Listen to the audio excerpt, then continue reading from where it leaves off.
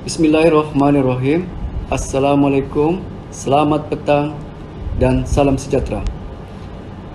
Saya Zahari bin Lorong, pegawai SIP Plus PPD Kunak, akan menjadi moderator Kolokium Amalan Terbaik Pentadbiran dan Pengurusan Pendidikan bagi Bilik Selari 2 pada petang ini. Sidang penonton yang dihormati, terima kasih diucapkan kerana masih bersama-sama dalam program ini. Sesi pembentangan Kolokium Amalan Terbaik Pentadbiran dan Pengurusan Pendidikan diteruskan dengan mendengar 6 lagi pembentangan, iaitu daripada pertama, Puan Rosmi binti Gata, Guru Besar Sekolah Kebangsaan Luk Yok, Sikuati PPD Kudat. Kedua, Puan Hinawati binti Jaafar, Guru Besar Sekolah Kebangsaan Batanduk, PPD Beaufort. Ketiga, Encik Abdul Mukmin bin Haji Hassan, Sekolah Kebangsaan Desa Subur, PPD Tawau. Keempat, Puan Sinun binti Longguyu, Sekolah Kebangsaan Labuan, PPD Kota Belud. Kelima, Encik Halani bin Asilani, Guru Besar Sekolah Kebangsaan Manampilik, PPD Sempurna.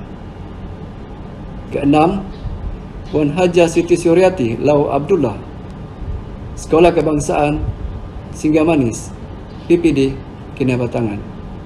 Dengan ini, majlis mempersilakan.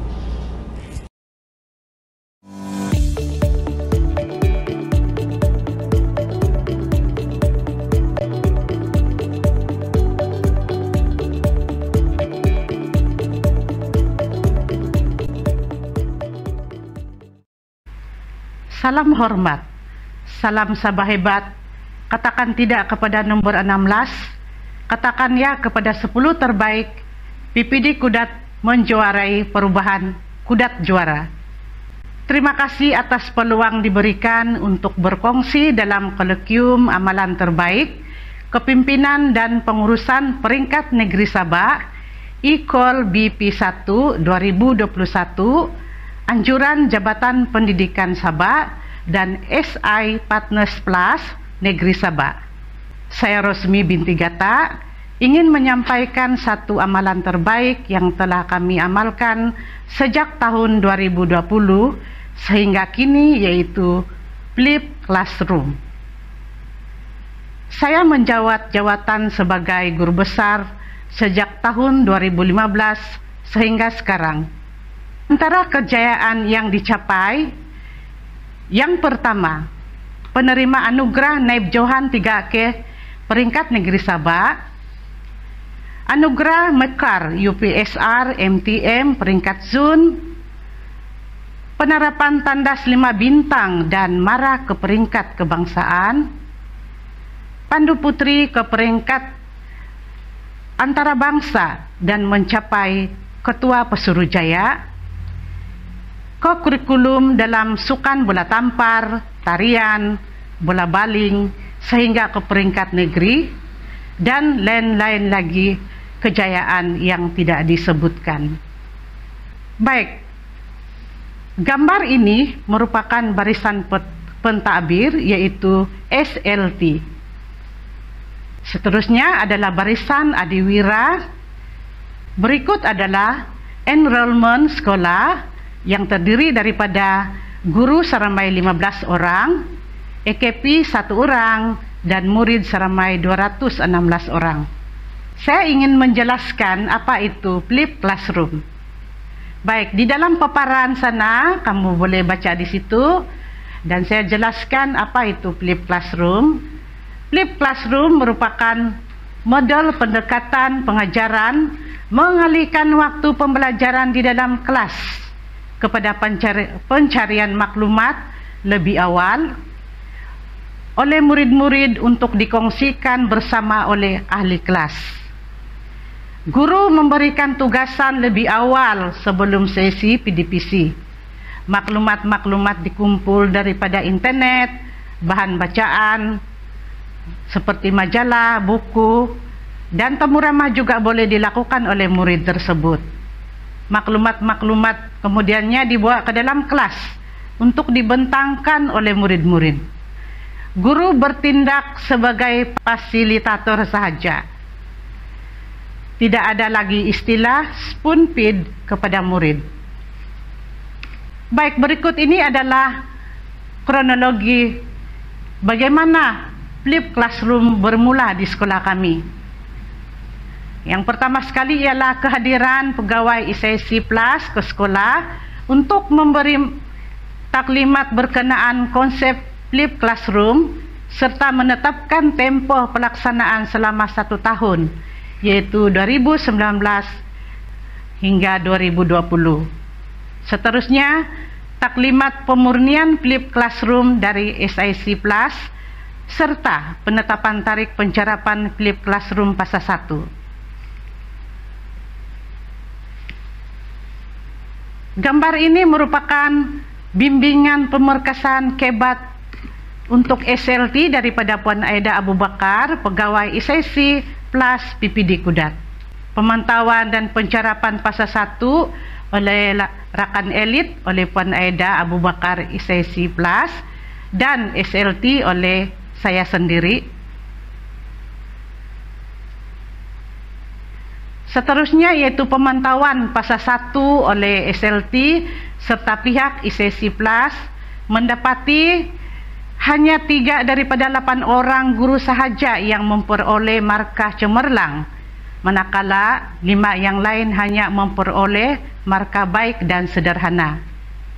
Guru yang memperoleh markah baik dan sederhana pada fasa 1 telah memperbaiki kaedah pengajaran flip classroom, seterusnya memperoleh markah cemerlang pada pemantauan fasa kedua.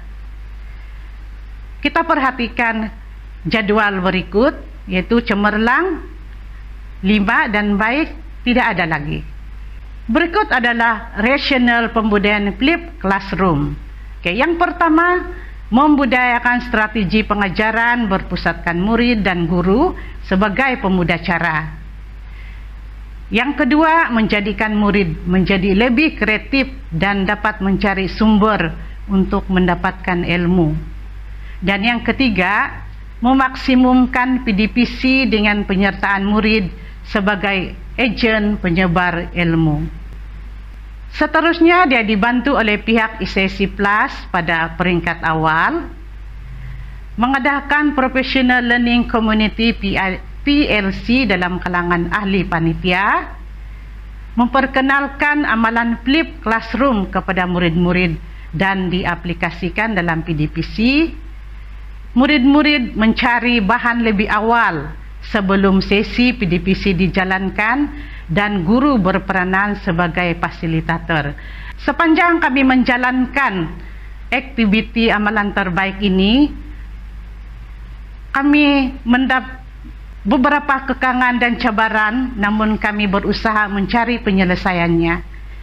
Antaranya ialah kekangan murid dalam mengakses maklumat melalui internet, dan penyelesaian yang dibuat ialah pembentukan kumpulan dalam kalangan murid berdasarkan keboleh capaian maklumat. Terdapat ruang untuk murid menjadi pasif atau terlalu mendominasi dalam sesebuah kumpulan. Jadi di sini aspek guru sebagai pengawal diaplikasikan sebaiknya seperti yang terdapat dalam Escape PMG 2 Standard 4. Dan persepsi awal guru terhadap keupayaan murid untuk menyediakan bahan perkongsian. Jadi aplikasi FC secara berterusan menampakkan potensi murid lebih terserlah dan proaktif dalam PDPC. Tuan-tuan dan puan-puan, ini adalah gambar-gambar semasa sesi pemantauan flip classroom bersama ICC Plus. Dalam gambar-gambar ini, FC ini menggalakkan penggabung jalinan untuk pelbagai subjek. Seterusnya, Di dalam gambar ini juga dia boleh melatih murid-murid dalam menonjolkan potensi diri. Nah, berikut ini adalah gambar pemantauan fasa 1 oleh pegawai ICC Plus dan SLT. Kelihatan murid-murid tengah membuat aktiviti. Dan kaedah flip classroom ini berjaya memupuk sikap murid untuk berani ke hadapan serta berkongsi kepahaman mereka. Dan di dalam gambar ini juga dia kelihatan bahan pengajaran yang disediakan sendiri oleh murid tersebut, yaitu Pinakol, yaitu dalam subjek Bahasa Melayu tahun 4. Di dalam gambar ini juga dia menggalakkan proses kolaboratif di dalam kalangan murid. Dalam kaidah ini dia berjaya dalam memupuk sikap murid untuk berani ke hadapan serta berkongsi kepahaman mereka. Seterusnya, di dalam flip classroom ini juga telah diperkasakan aktiviti PAK 21 yang berpusatkan murid. Jadi boleh perhatikan gambar-gambar di sini, dan terdapat 5 elemen yang diterapkan di dalam aktiviti ini. Yang pertama, komunikasi. Yang kedua, kolaboratif. Yang ketiga, pemikiran kreatif. Yang keempat, creativity. Dan yang kelima, nilai murni dan etika. Seterusnya, apakah impak flip classroom ini? Ada 3 impak dan kejayaan. Yang pertama, murid, guru, dan sekolah. Untuk yang murid lebih bersedia lebih awal untuk belajar karena tahu apa intipati pembelajaran. Murid juga dapat berkongsi maklumat dengan rakan-rakan dan lebih banyak penyerapan maklumat. Murid juga menjadi lebih kreatif dari sesi pembentangan dan menjadi lebih berani dan berkeyakinan. Untuk guru, yang pertama di sini guru hanya sebagai pemudacara atau sebagai fasilitator sahaja. Yang kedua, dapat aplikasikan PAK 21 dengan baik seperti gallery work, one stage, the other tray, dan think, pay, share. Dan yang ketiga, memperbaiki tahap quality PDPC berdasarkan kepada markah pencerapan dari ICC Plus. Untuk sekolah, yang pertama, pembudayaan kebat dimaksimumkan, yaitu konsep penyelesaian masalah. Sekolah menjadi lebih bersedia untuk pemantauan karena sudah ada asas yang kukuh untuk PDPC. Dan SK Lokyuk Sikwati sering muncul dalam pelbagai pertandingan peringkat sekolah sehingga peringkat antarabangsa. Tuan-tuan dan puan-puan sekalian, cadangan penambahbaikan flip classroom pada masa akan datang, yaitu amalan terbaik ini akan terus dibudayakan dan bukan bermusim. Mengadakan Professional Learning Community PLC dalam menambah baik pelaksanaan FC. Memperkenalkan amalan flip classroom kepada para pemegang taruh. Menyebar luas amalan terbaik ini kepada sekolah luar. Jadi sebagai kesimpulan daripada pembentangan saya tadi, pembudayaan flip classroom banyak membantu para guru, murid, dan sekolah dalam memperbaiki cara belajar, cara mengajar, dan persekitaran sekolah.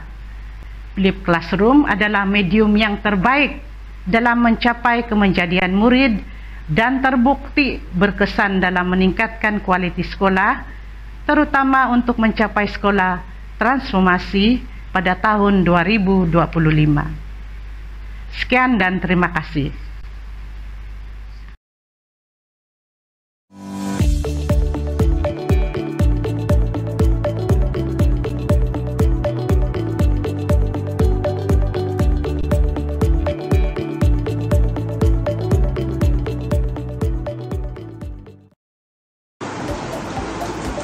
Assalamualaikum warahmatullahi wabarakatuh dan salam sejahtera. Salam Jabatan Pendidikan Negeri Sabah, Sabah hebat. Katakan tidak pada nomor 16, katakan ya pada 10 terbaik. Salam Pejabat Pendidikan Daerah Beaufort, PPD Beaufort Negeri bersama Melaka Tinggi. Salam Sekolah Kebangsaan Betandung berusaha berilmu jaya. Saya Hinawati binti Muhammad Jafar adalah Guru Besar Sekolah Kebangsaan Betandung. Terlebih dahulu saya ingin mengucapkan ribuan terima kasih kepada pihak Pejabat Pendidikan Daerah Beaufort dan Jabatan Pendidikan Negeri Sabah kerana memberikan saya peluang untuk berkongsi sedikit mengenai amalan terbaik yang lebih berfokus kepada modul inovasi di Sekolah Kebangsaan Betandung. Saya mula bertugas di sekolah ini pada bulan Jun tahun 2021, baru sahaja bertugas lebih kurang 5 bulan di sekolah ini. Sedikit saya kongsikan latar belakang Sekolah Kebangsaan Betandung. Sekolah ini dibina sejak tahun 1943 yang kini sudah beroperasi lebih kurang 78 tahun. Sekolah ini terletak kira-kira 18 km daripada Pekan Beaufort dan merupakan sekolah SKMB yang mana murid-murid di sekolah ini adalah seramai 126 orang murid, iaitu dari kelas prasekolah sehingga kelas tahun 6. Saya kongsikan galeri ruang gambar beberapa kemudahan-kemudahan yang terdapat di Sekolah Kebangsaan Betandung yang juga merupakan sekolah berlokasi luar bandar dalam daerah Beaufort. Berbalik kepada amalan terbaik yang ingin saya kongsikan kepada tuan-puan, iaitu model inovasi bagi murid-murid prasekolah yang lebih berfokus kepada bidang kurikulum, iaitu penekanan terhadap akademik murid di dalam kelas prasekolah. Modul ini terhasil apabila melihat kepada isu yang sering kali menjadi salah satu masalah kepada guru prasekolah apabila bermula sisi persekolahan awal tahun bagi murid-murid prasekolah. Tuan-puan sedia maklum bahawa murid-murid prasekolah adalah murid-murid yang baru sahaja menjejakkan kaki ke dalam dunia pendidikan di sekolah. Melihat kepada permasalahan ini, isu yang menjadi topik utama bagi guru prasekolah ialah kelemahan murid-murid yang masih tidak mampu menyebut huruf secara rawang. Walaupun murid-murid ini begitu lancar dalam menyebut huruf A sehingga Z, namun ianya adalah lebih kepada kaedah hafalan dan nyanyian yang biasa seringkali kita dengar apabila murid menyanyi lagu A, B, C, D, E, F, G. Namun di dalam kelas prasekolah, apabila guru meminta murid menyebut huruf secara rawang, hampir 80% murid tidak boleh mengenal pasti atau menyebut huruf secara rawang. Murid juga sukar mengingati bentuk huruf. Murid menulis huruf pada kedudukan yang tidak betul. Contohnya huruf tiang ke bawah dan berekor ditulis atas garisan. Selain itu, murid juga keliru dengan huruf yang hampir sama bentuk dan murid sukar membunyikan suku kata. Isu ini telah kami ketengahkan dalam merancang pelaksanaan program bagi mengatasi masalah murid tidak menguasai kemahiran 2M, iaitu kemahiran membaca dan menulis. Pihak sekolah telah merancang beberapa program untuk mengatasi isu ini dan dalam plan strategi sekolah bagi tempoh 5 tahun.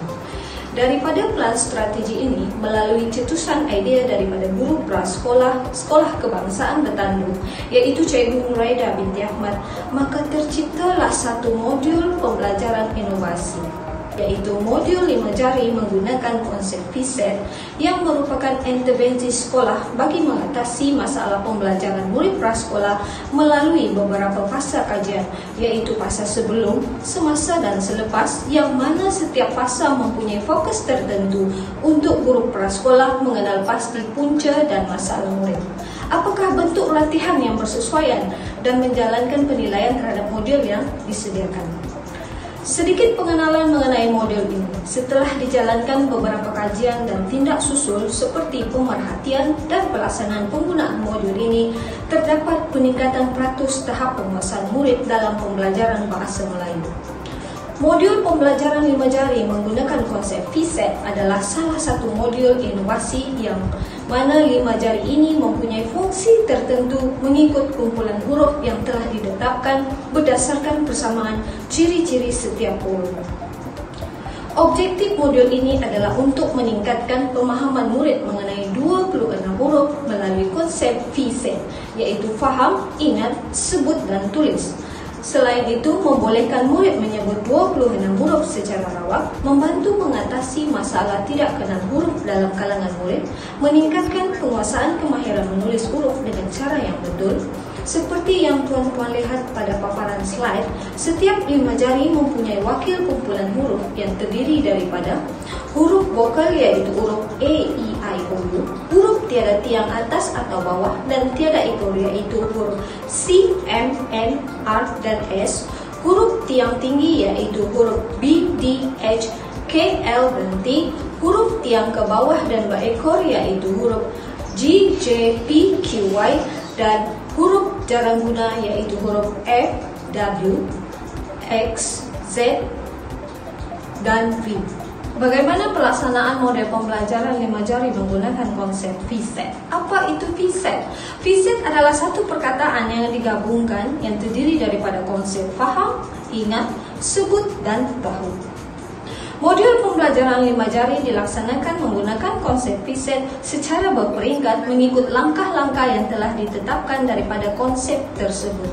Apa yang murid perlu faham iaitu memahami kumpulan huruf berdasarkan ciri setiap huruf iaitu 26 huruf tambahan kepada 5 kumpulan huruf.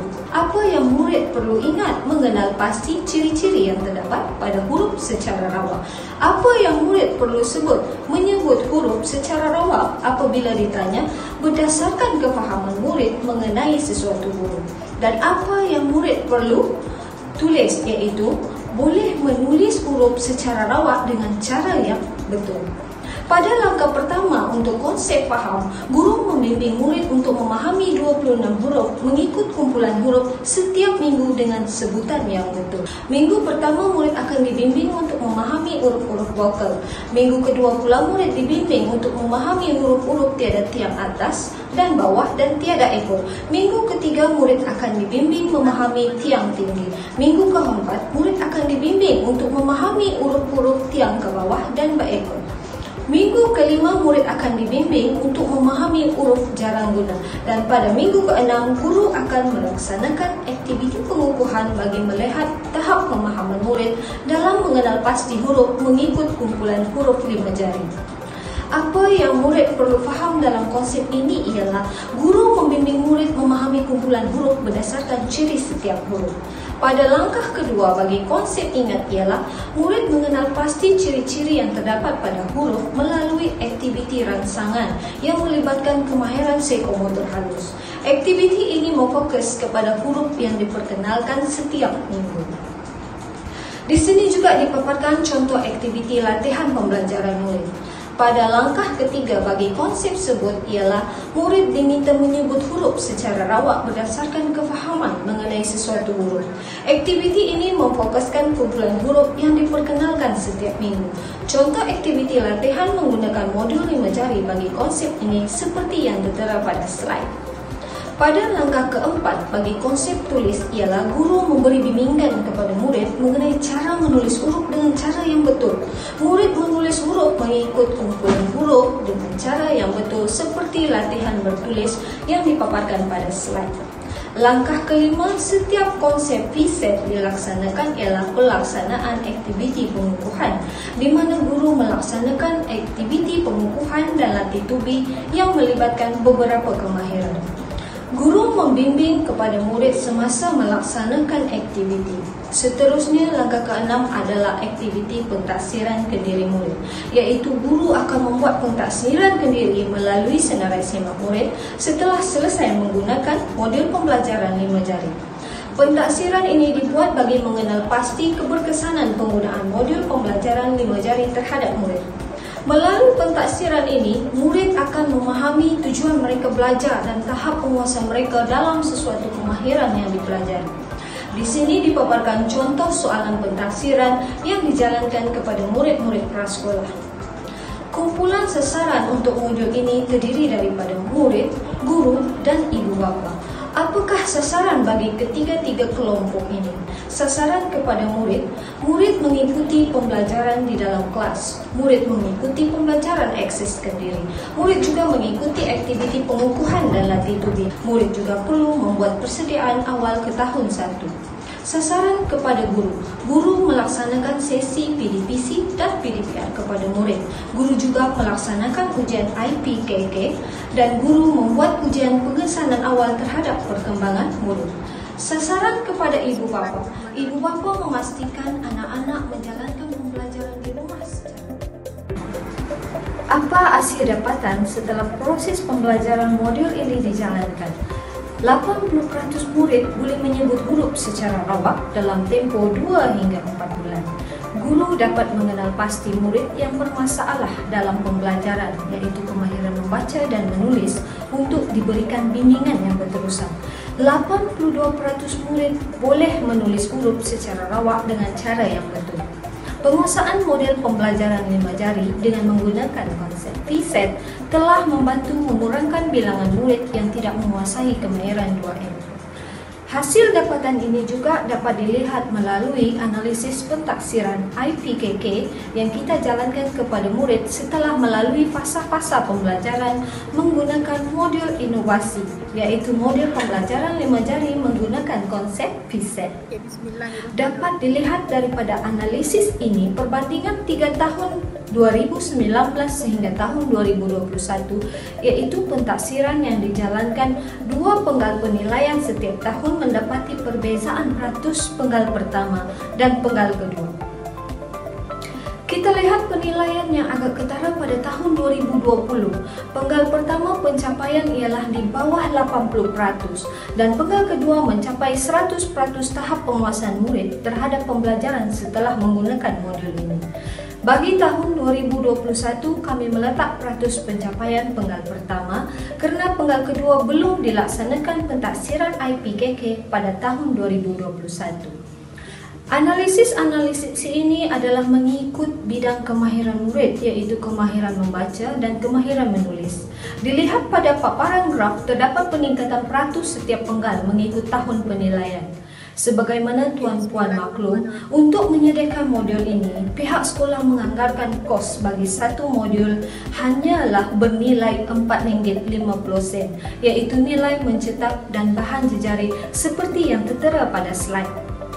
Sedikit saya kongsikan hasil tugasan murid mengikuti aktiviti-aktiviti pembelajaran seperti aktiviti mengucap huruf, aktiviti menyalin huruf dengan cara yang betul, aktiviti menyalin huruf pada buku tulis, aktiviti pengukuhan rangsangan menggunakan sekontur halus. Impak berterusan ini mendapati murid menguasai kemahiran menulis dengan baik dan tulisan yang dihasilkan kemas dan betul. Bagi impak positif kemahiran membaca yang saya kongsikan untuk tuntunan umum, kemahiran membaca murid-murid prasekolah di Sekolah Kebangsaan SK Betantok. Murid telah menguasai kemahiran membaca ini dengan baik setelah mengikuti pembelajaran modal 5 jari menggunakan konsep VSET.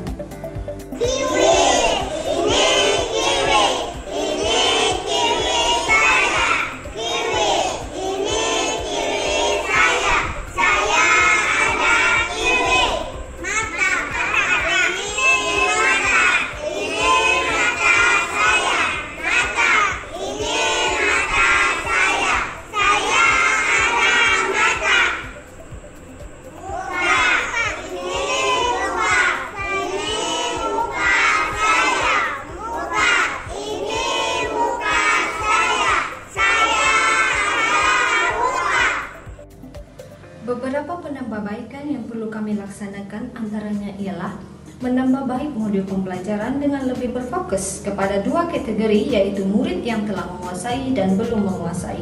Menambah baik semula modul agar ianya berkaitan dengan tema pembelajaran prasekolah setiap minggu. Memperuntukkan tambahan masa 30 minit selepas sesi pengajaran dan pembelajaran. 7 pagi sehingga 11 pagi setelah berakhir. Murid yang terlibat pada hari tersebut balik pada jam 12 tengah hari. Aktiviti ini memerlukan persetujuan pentadbir dan ibu bapa, di mana satu hari mengambil masa tambahan 30 minit untuk membimbing 3 hingga 4 orang murid. menjadikan pembelajaran dalam modul sebagai aktiviti rutin murid setiap hari sebelum sesi pembelajaran sebenar bermula, seperti mengadakan sesi soal jawab, teka-teki, senaman 5 jari dan sebagainya. Pembelajaran secara tidak langsung boleh dilakukan setiap masa dengan kepelbagaian aktiviti yang boleh menarik minat murid. Mengadakan kelas bimbingan semasa cuti penggal persekolahan, fokus diberikan kepada murid yang masih pada tahap sedang menguasai kemahiran. Rumusan daripada modul ini berdasarkan laporan pentaksiran IPPK murid yang dibuat semenjak 2019 sehingga Jun 2021. Penggunaan modul pembelajaran 5 jari ini telah banyak membantu murid untuk menguasai kemahiran membaca dan menulis dengan baik. Ianya boleh dilihat melalui impak positif yang berterusan melalui penggunaan modul pembelajaran ini.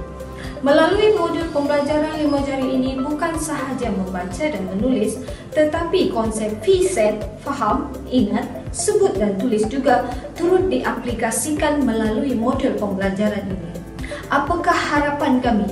Pihak sekolah berharap agar modul pembelajaran ini dapat disebar luas dan seterusnya dapat membantu meningkatkan tahap penguasaan kemahiran murid sekurang-kurangnya 3M pada hujung tahun persekolahan.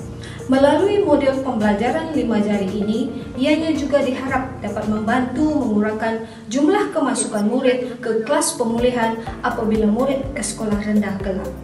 Penghasilan modul ini juga melihat kepada beberapa bahan rujukan untuk memastikan modul ini bertepatan dengan pembelajaran murid-murid prasekolah. Alhamdulillah, begitulah tadi sedikit perkongsian mengenai modul pembelajaran inovasi prasekolah modul 5 jari menggunakan konsep VSET. Semoga modul ini dapat memberikan manfaat yang baik untuk pendidikan anak-anak prasekolah. Sekian, wabillahi taufiq wal hidayah. Assalamualaikum warahmatullahi wabarakatuh.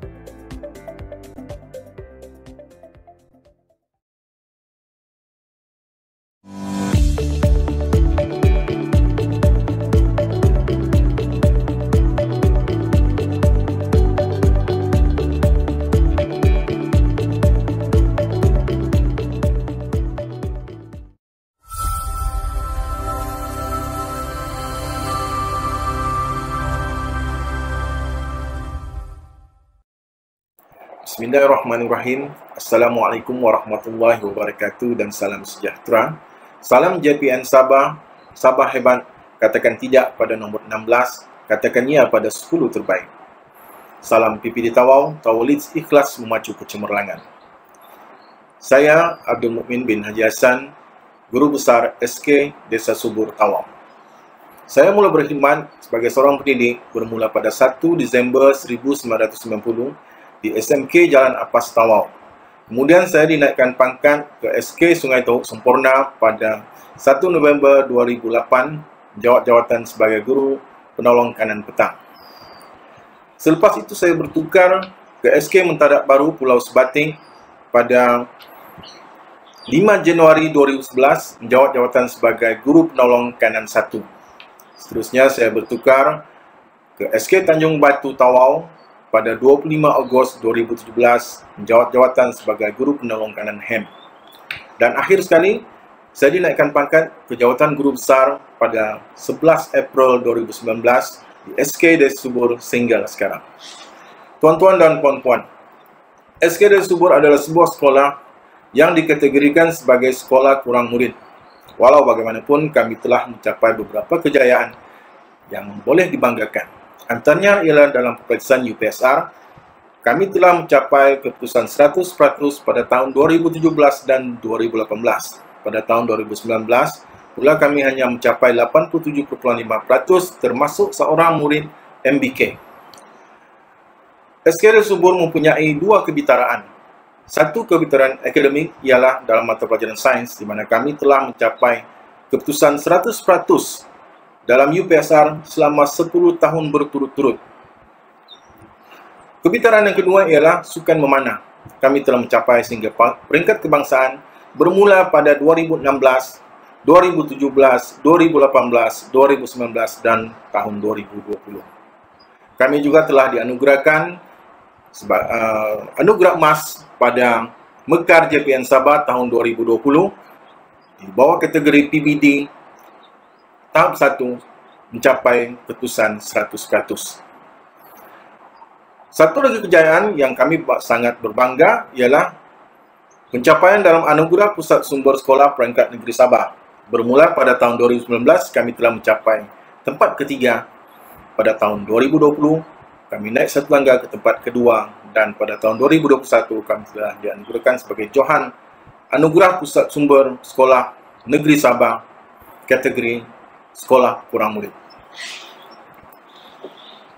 Tuan-tuan dan puan-puan, SK Subur telah ditubuhkan pada 22 Januari 1986, di mana seramai 148 orang murid dan 8 orang guru ditempatkan di 6 buah kelas pada masa itu. SK Subur terletak di Mukim Merotai. Jarak daripada bandar ialah sejauh 48 km, termasuklah 7 km jalan tidak berturap. Terdapat beberapa pembangunan pada mula SK Subur ditubuhkan. Ya, didirikan di atas tanah ihsan daripada ladang Sama Subur pada masa itu, iaitu seluas 4 ekar. Kemudian disumbangkan juga sebuah pejabat, bangunan pejabat yang dijadikan kelas dan juga pejabat pada masa itu. Kemudian asas yang terdapat di SK Subur terdiri daripada bekalan elektrik yang dibekalkan oleh SESB, dan kami mempunyai telaga tiup untuk bekalan air. Untuk pengetahuan tuan-tuan dan puan-puan, telaga tiup Desa Subur merupakan air yang terbersih di dalam daerah Tawau. Jalan raya tidak berturut sejauh 7 km daripada simpang jalan Tawau, Kalabakan, Keningau hingga ke SK Subur. Bilangan kelas yang terdapat pada masa ini ialah 1 kelas prasekolah dan 6 kelas sekolah perdana. Pada masa kini, SK Subur mempunyai 14 orang guru, 3 orang AKP, 4 orang pengawal keselamatan, dan 2 orang pekerja pembersihan. Murid kami pula berkurangan. Pada masa ini kami hanya mempunyai 54 orang murid, termasuk murid prasekolah. Antara fasiliti yang ada di SK Subur adalah pejabat am yang selesa, pejabat guru besar, bilik guru, bilik gerakan yang kami kenali sebagai Ghurfatul Muhaddasah, bilik PAK 21, iaitu bilik pembelajaran abad ke-21, pusat sumber Ibnu Sina, surau, bilik pemulihan, tandas, dan juga kantin sekolah. Tuan-tuan dan puan-puan, begitulah sejarah SK Subur.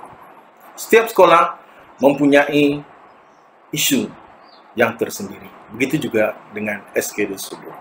Bermula saya menjawab jawatan guru besar di sini, saya telah mengenal pasti beberapa isu melalui tinjauan persekitaran, melalui temu bual, dan juga hasil pengalaman sendiri. Saya telah dapat mengenal beberapa isu.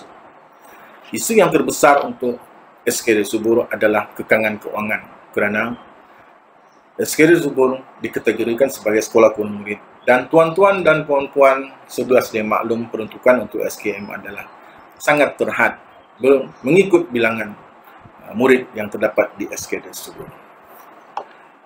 Yang kedua, kekangan keuangan dari segi PIBG. Bayangkan tuan-tuan, PIBG di SK Subur cuma mempunyai ahli tidak sampai 40 orang.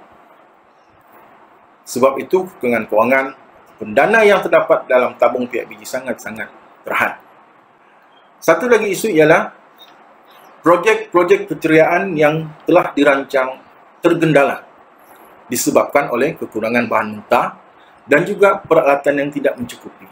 Ini menjadi isu yang besar bagi SK Subur.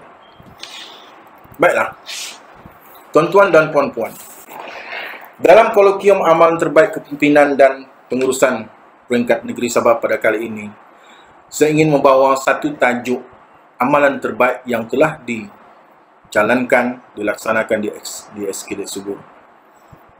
Tajuknya ialah tabung durian Belanda dapat mewujudkan persekitaran sekolah yang ceria dan kondusif. Saya memilih tajuk ini kerana dia sesuai dengan isu yang kami hadapi. Baiklah, amalan terbaik ini dengan menubuhkan tabung durian Belanda adalah untuk mengumpul dana daripada sumbangan ikhlas daripada pelbagai pihak, termasuklah PIBG dan juga individu yang berminat. Ini adalah hasil kolaborasi daripada pihak sekolah dan juga PIBG serta komuniti setempat. Matlamat tabung durian Belanda ini ialah mewujudkan persekitaran sekolah yang lebih ceria, tenang dan harmonis. Mewujudkan suasana iklim yang kondusif serta identiti sekolah sebagai tempat yang bersih, indah dan selamat. Membina hubungan erat bersama PIBG dan juga komuniti setempat. Objektifnya pula ialah untuk memastikan sekolah dapat membiayai projek menceriakan persekitaran sekolah, menjimatkan perbelanjaan, peruntukan wang sekolah. Baiklah tuan-tuan dan puan-puan, untuk melaksanakan amalan terbaik ini kita perlukan perancangan. Kita ada perancangan, kita ada pelaksanaan, kemudian kita ada postmortem dan kemudian kita ada penambahbaikan cadangan. Baiklah, strategi pelaksanaan yang kami buat ialah yang pertama sekali kami telah menyediakan kertas kerja, perbincangan dengan pentadbir dan guru-guru serta PIBG, komuniti setempat. Kami bawa berbincang, bawa bersama-sama untuk melahirkan, untuk mencungkil idea, ya, melahirkan idea yang bernas untuk menyelesaikan isu yang telah kami kenal pasti. Satu jawatan kuasa juga telah ditubuhkan untuk mengawal selia tabung ini. Ya, jawatan kuasa ini dipengurusi oleh guru besar dan dianggotai oleh Kepengurusan Kanan serta guru-guru, serta PIBG dan juga komuniti setempat yang kami panggil untuk bersama-sama untuk melaksanakan atau bukan dana tabung durian Belanda ini. Tuan-tuan dan puan-puan, permuafakatan antara pihak sekolah, PIBG ataupun komuniti setempat adalah sangat penting untuk pembangunan sebuah sekolah. Tambahan lagi, seperti SK Subur yang sangat-sangat memerlukan kerjasama ini supaya kami dapat berdiri, ya, berdiri teguh dan menjalankan aktiviti-aktiviti yang perlu dibuat untuk kebaikan murid-murid semua. Baik, untuk melaksanakan atau menjalankan tabung durian Belanda ini, setelah perancangan dibuat, kami telah memutuskan untuk memasarkan ataupun menjual hasil durian Belanda yang terdapat di SK Subur. Untuk mengetahui tuan-tuan dan puan-puan, SK Subur ini adalah sebuah kawasan yang sangat subur, ya, sesuai dengan namanya. Terdapat banyak pokok durian Belanda yang telah pun mengeluarkan hasil di SK Subur. Kami terdapat lebih 20 pokok durian Belanda yang telah mengeluarkan hasil. Jadi inilah yang kami jadikan sebagai umpama modal untuk memungut dana sumbangan daripada individu dan juga sesiapa yang berminat. Untuk melaksanakan ini, yang pertama sekali kami kena jalankan promosi untuk memperkenalkan produk yang dihasilkan oleh SK Subur, yaitu durian Belanda. Kami menggunakan media sosial seperti WhatsApp, Telegram, Facebook dari hari Senin hingga ke hari Jumaat, ya, setiap minggu. Hari Senin hingga hari Jumaat. Ini kami gunakan untuk mempromosi hasil produk durian Belanda SK Subur. Dan kepada yang berminat, mereka akan membuat pesanan pula, ya, membuat pesanan berdasarkan promosi yang kami telah jalankan. Bila pesanan ini telah dapat dan kami rekodkan, kami pula akan mengutip hasil. Mengutip hasil, biasanya kami kutip pada hari Khamis ataupun hari Jumaat. Kutip hasil, kemudian kami timbang. Timbang untuk meletakkan harga anggaran. Sebab apa? Konsep yang kami gunakan bukannya konsep jual beli, tapi hanyalah sumbangan ikhlas daripada penyumbang-penyumbang yang berminat. Sebab itu kami letakkan harga anggaran. Harga anggaran yang kami letakkan ialah RM10 untuk sekilo. Lebih rendah daripada harga pasaran di luar, iaitu RM14 sekilo. Jadi ini lebih dapat menarik pelanggan untuk menyumbang. Walau bagaimanapun kami sedia untuk menimbang berapa saya sumbangan daripada individu yang berminat. Ya. Kerjasama daripada PIBG dan komuniti smart sangat-sangat membantu dalam proses mengutip hasil dan juga mempromosi hasil-hasil durian Belanda ini. Inilah yang menjadi kunci kepada kejayaan tabung durian Belanda SKD Sesubur. Baiklah, tuan-tuan dan puan-puan, hasil yang telah dikutip kami akan hantar ke tempat penyumbang pada hari Sabtu dan Ahad. Ya. Kami hantar hingga ke pintu pagar. Ya. Durian Belanda ini dihantar menggunakan medium kenderaan. Ya. Kenderaan sama ada oleh guru-guru ataupun ibu bapa komuniti setempat. Inilah yang kami jalankan setiap minggu. Bayaran pula kami terima secara tunai ataupun melalui transaksi atas talian supaya mudah pengurusan sumbangan ini dijalankan. Seterusnya, setelah mendapat hasil kutipan sumbangan daripada individu, hasil itu kami gunakan, wang itu kami gunakan untuk membeli peralatan ataupun barangan bagi kerja-kerja penyelenggaraan fizikal dan juga keceriaan. Inilah fungsi ataupun tujuan kami sebenarnya, iaitu membeli peralatan untuk keceriaan dan juga penyelenggaraan fizikal. Ianya akan dapat menjimatkan peruntukan dan kami menjadi mampu untuk melaksanakan projek-projek keceriaan. Baiklah. Setiap perancangan, setiap idea yang kita buat biasanya mempunyai cabaran. Dan inilah yang kami hadapi semasa melaksanakan tabung durian Belanda ini. Cabaran pertama ialah PKP. PKP telah dilaksanakan pada tahun 2020, di mana kami telah baru bermula untuk melaksanakan ataupun menubuhkan tabung durian Belanda ini. Pergerakan kami terhad untuk menghantar hasil durian Belanda kepada penyumbang. Walau bagaimanapun terdapat penyelesaian, yaitu kami menggunakan surat arahan bertugas yang dikeluarkan oleh pejabat pendidikan daerah Tawau. Surat ini sangat berguna untuk kami melepasi sekatan jalan raya. Ya. Kawasan-kawasan yang dikuatkuasakan PKPD pun kami boleh menghantar hasil-hasil ini dengan menggunakan surat arahan bertugas dari pejabat pendidikan daerah Tawau. Sebab kami juga menjalankan tugas rasmi, iaitu mengutip dana untuk sekolah. Baik, tuan-tuan dan puan, cabaran seterusnya ialah kadar pengeluaran buah yang tidak menentu dan agak menurun pada bila-bila masa. Kami selesaikan masalah ini dengan menggunakan baja organik penggalak buah, dan ianya alhamdulillah berhasil dan kami dapat mencapai ataupun dapat memenuhi permintaan daripada pelanggan-pelanggan ataupun penyumbang-penyumbang. Cabaran seterusnya ialah ancaman daripada binatang perosak seperti tupai, burung dan juga serangga yang merosakkan serta mengurangkan kadar pengeluaran hasil buah.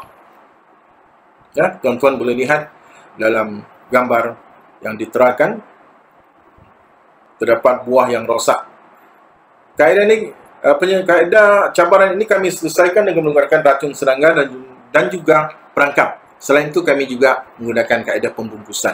Dan alhamdulillah dapat mengurangkan sedikit, walaupun tidak semua buah itu dapat diselamatkan. Tuan-tuan dan puan-puan, seterusnya Program ini mempunyai impak yang tinggi pada SKL Subur. Kita lihat pelajar, jadual yang diletakkan, kami telah berjaya mengumpul sebanyak RM1,420 pada 8 bulan yang kami laksanakan, bermula pada Jun 2020 hinggalah Jun 2021. Ya?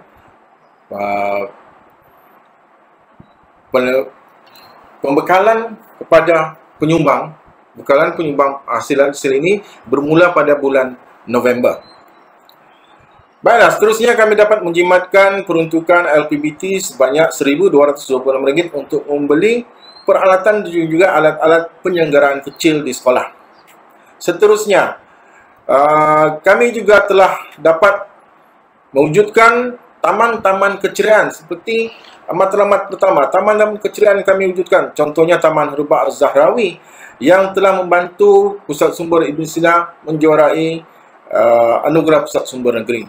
Seterusnya, kami dapat mewujudkan lain-lain taman lagi untuk menceriakan kawasan sekolah seperti dalam gambar yang ditera.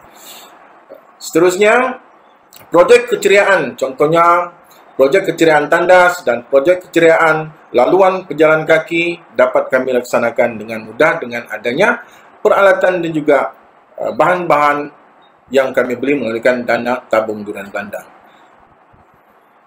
Baik. Seterusnya, kelas dan juga projek-projek keceriaan sekolah yang lain dapat dilaksanakan dengan baik.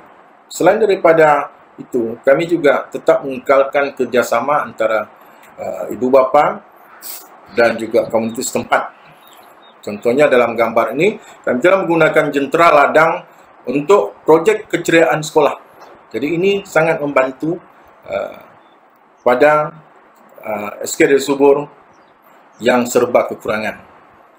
Cadangan kebaikan pada masa akan datang, kami akan mempelbagaikan hasil tanaman kami, contohnya tanaman nanas dan juga buah markisar serta buah stroberi. Selain itu, kami menggunakan penggunaan resit untuk bayaran sumbangan dan meluaskan pasaran ke pasar-pasar minggu sekiranya telah diizinkan nanti. Akhir sekali, saya ingin merakamkan penghargaan kepada semua yang terlibat dalam projek Tabung Durian Belanda SKL Subur ini, yaitu para penyumbang, penolong-penolongkanan, PIBG, guru besar, guru-guru SKL Subur, AKP, guru-guru besar sekolah persekitaran Merotai, pekerja pembersihan, pengawal keselamatan, murid-murid, dan juga ladang MUIS Melewar. Dan tidak lupa juga kepada barisan mantan guru besar SKL Subur sebelum ini, yaitu guru besar pertama, Allahyarham Tuan Haji Omar ataupun Muhammad Shah Atong, Tuan Haji Aminullah, Puan Masna Maran, Tuan Abdul Mustafa Masa, Puan Haji Sabturia Isduk. Semoga kejayaan Desa Subur ini dapat diteruskan dengan cemerlang. Saya hanya sebagai penyambung legasi orang-orang hebat ini. Sekian, wabillahi taufiq wal hidayah. Assalamualaikum warahmatullahi wabarakatuh.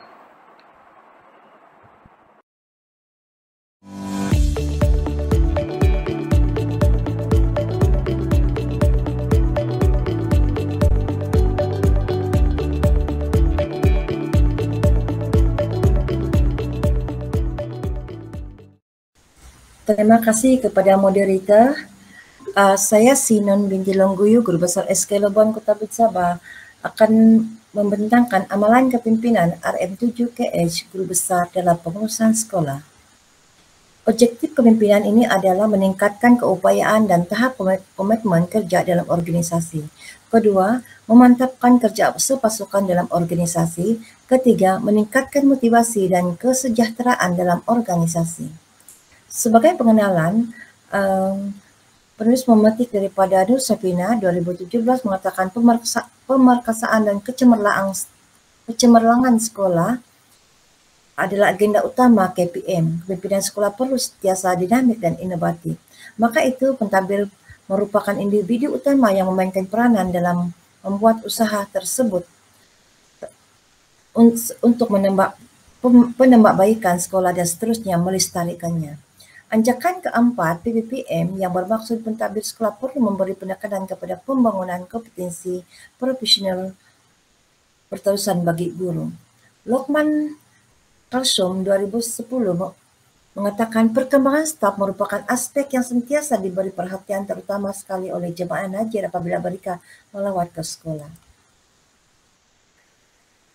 Sebagai isu latar belakang sekolah, isu yang didapati adalah keupayaan staf belum mencapai tahap cemerlang.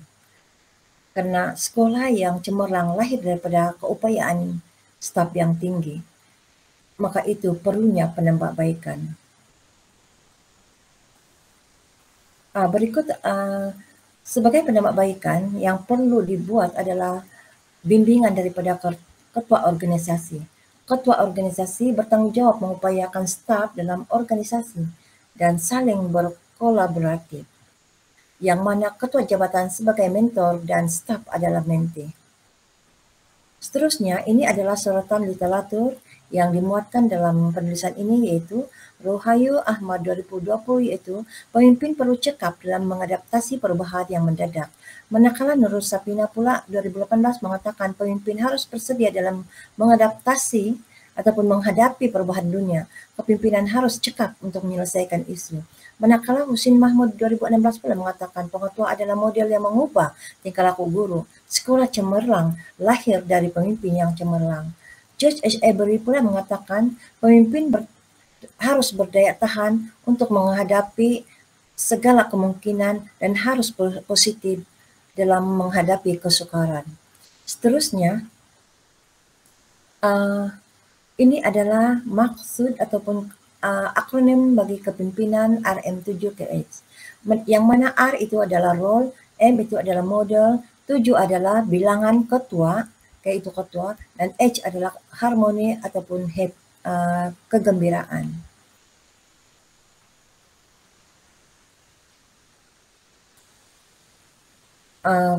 Cara pelaksanaan kepimpinan ini yaitu RM7K adalah cara guru besar mengupayakan staf di bawah adalah guru besar terlebih dahulu berhadapan dengan penolong kanan pentadbiran, penolong kanan penolong kanan kurikulum, ketua EKP, ketua pembersihan, ketua pengawal keselamatan dan juga YDP yaitu ketua PIBG.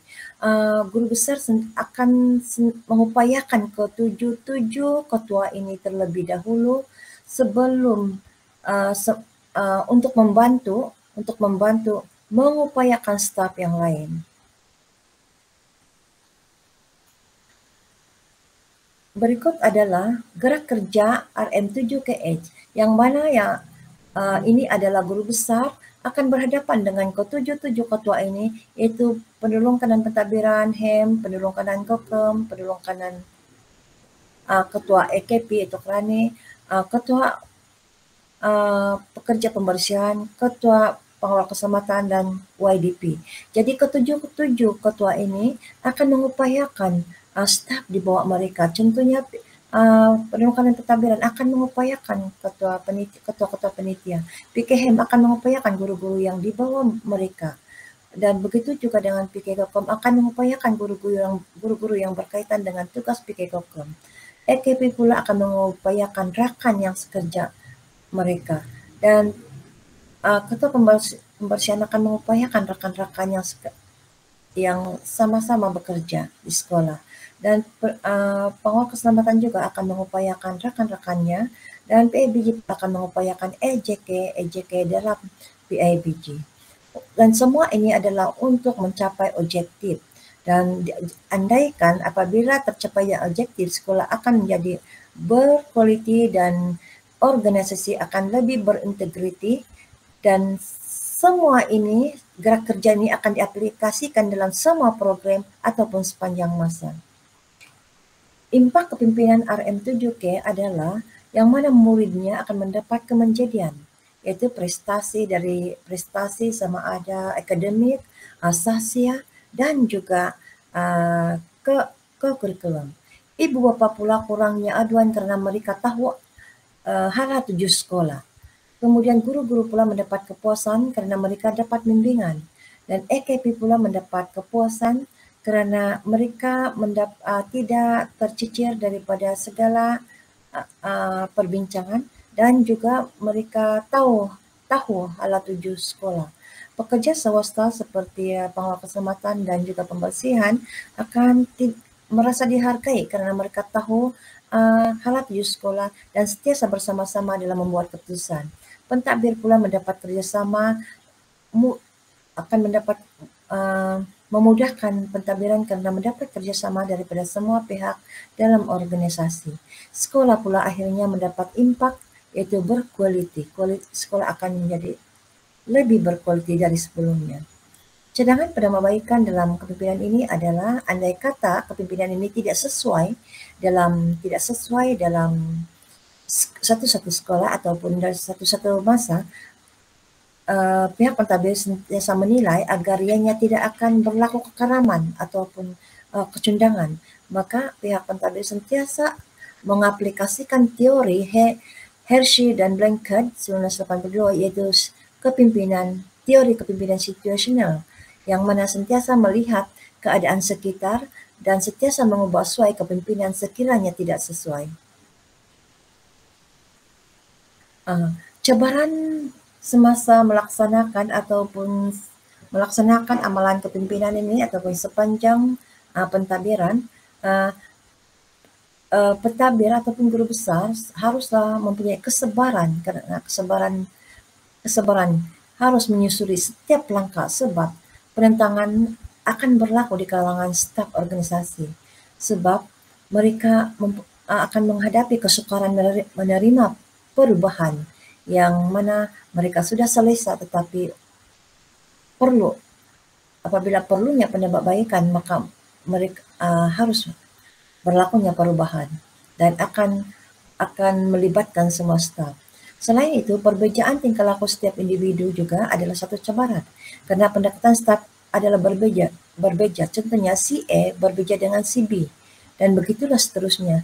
Sekiranya ada 30 orang staf dalam organisasi tersebut, maka 30 pendekatanlah yang harus dibuat ataupun diaplikasikan oleh pihak pentadbir agar setiap staf boleh menerima cadangan ataupun penambahbaikan yang dibuat oleh pentadbir.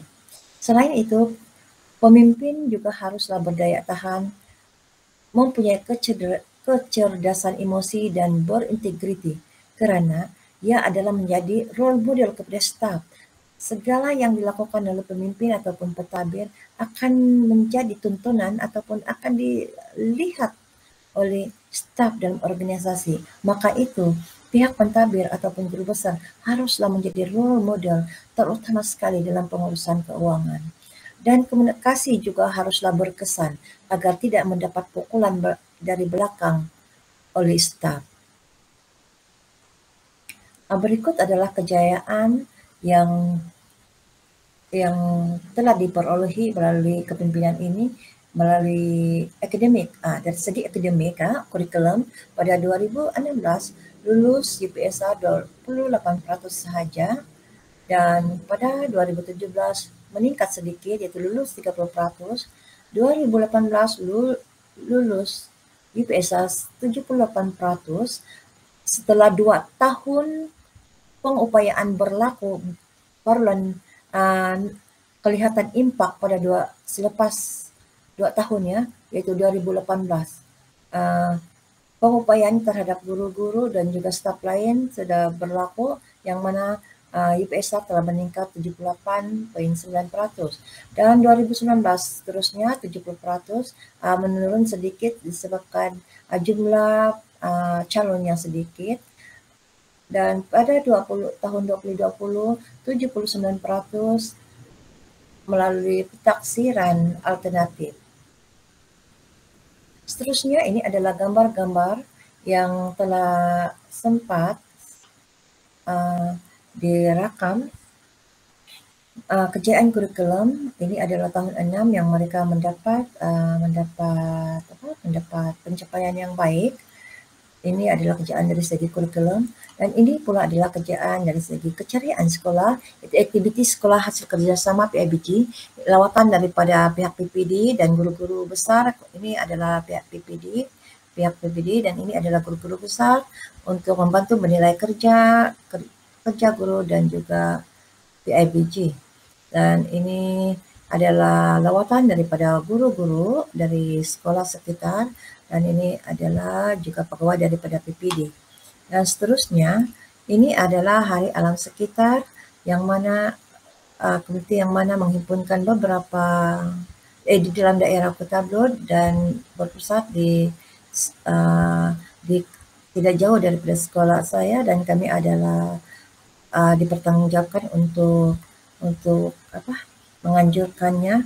Dan ini adalah bersama dengan saya, ini adalah YB Parlimen Kota Blod yang itu pada masa itu adalah Timbalan Menteri Alam Sekitar Malaysia, dan bersama-sama pada masa itu. Dan ini adalah kempen membersihkan kawasan pantai dan memungut semua sampah-sampah terutama sekali plastik, dan plastik yang dikumpulkan dijadikan tempat duduk di pondok pembelajaran.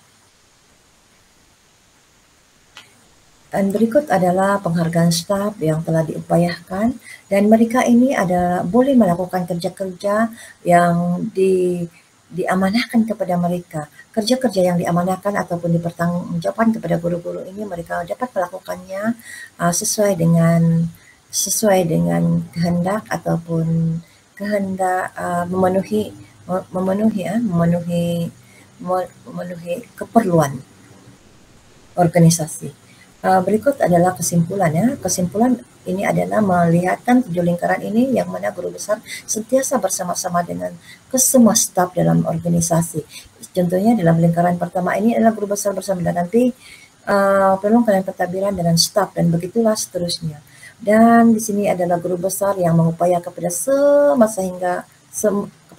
staf dalam organisasi, dan guru besar sebagai watak pembimbing dan pemuda cara dalam organisasi untuk membentuk kerja pasukan ataupun teamwork yang mantap. Ini adalah bibliografi yang dapat sempat dirujuk dalam penulisan ini. Dan akhir kata, sekian, terima kasih dari saya, Sinan Nongguyo.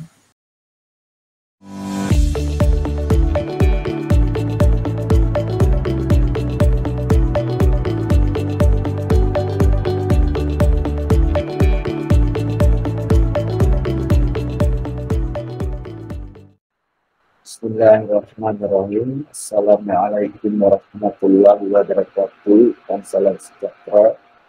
Saya Halani bin Silani, bertugas sebagai guru besar di Sekolah Kebangsaan Menempiduk Sempurna Sabah.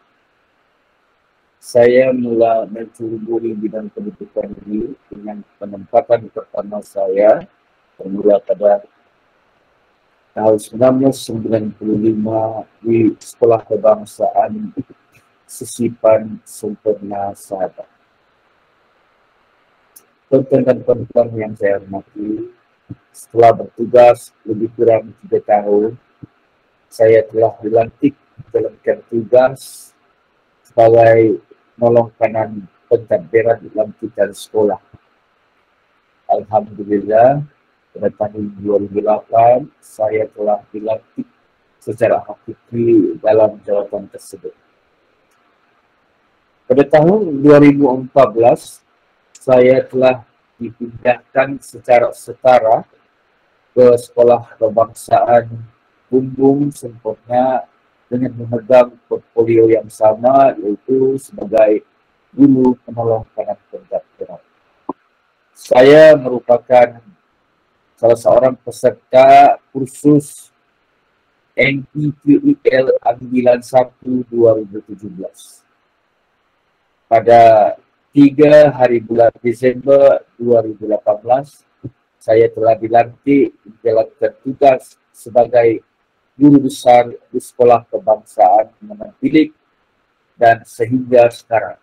Tuan-tuan, puan-puan, setelah saya berada di sekolah tersebut, saya telah mendapati perlunya satu amalan perlu dilaksanakan di sekolah ini, seperti mana saya akan kongsikan sama dalam pembentaran saya.